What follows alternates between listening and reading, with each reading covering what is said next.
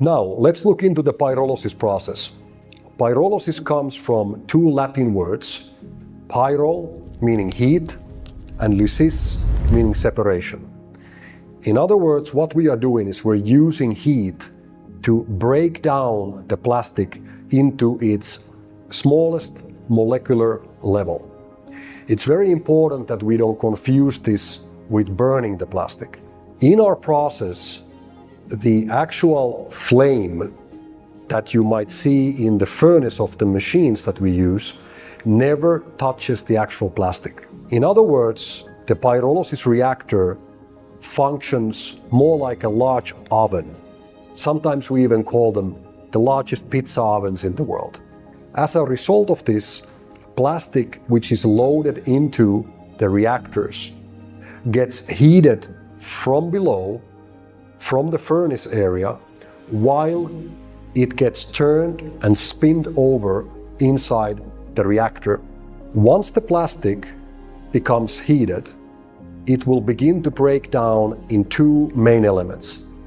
Number one, into flammable gases, which are collected within the system and channeled back into the furnace area.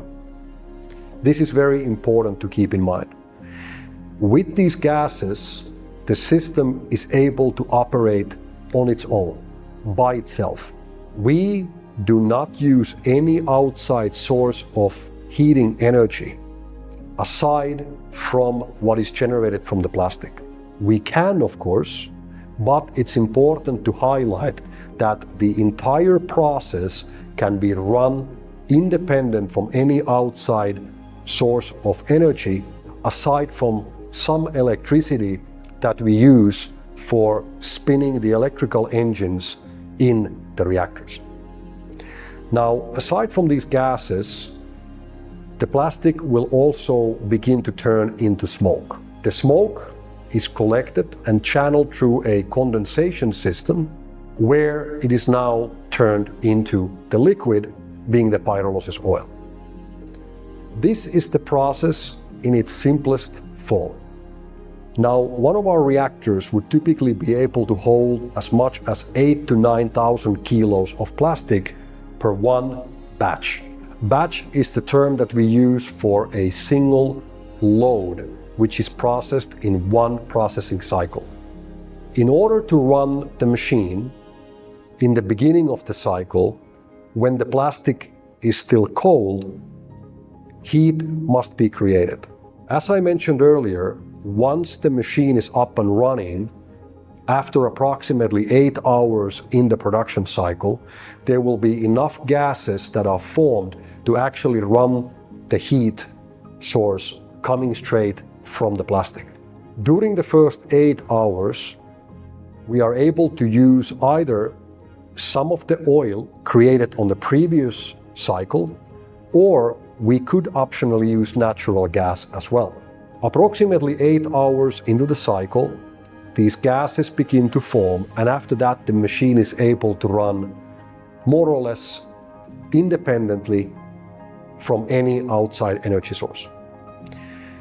In countries such as in Thailand, or generally speaking the southern hemisphere in the world, we are able to use solar energy to cover all of our electricity needs. This truly means that our factories will be able to be completely isolated and independent from any energy source.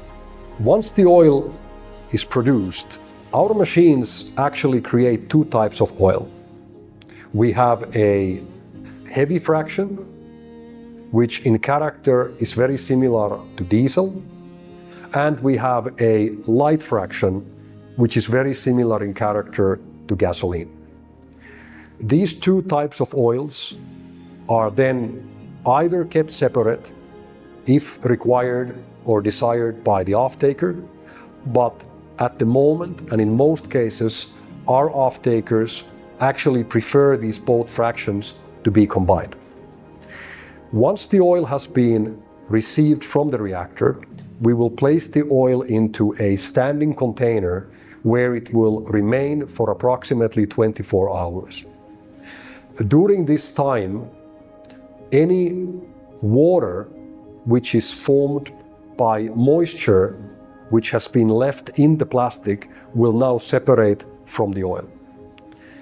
In order to make the oil the highest possible quality, we will always do our best to prepare the plastic in advance to be as clean and as dry as possible.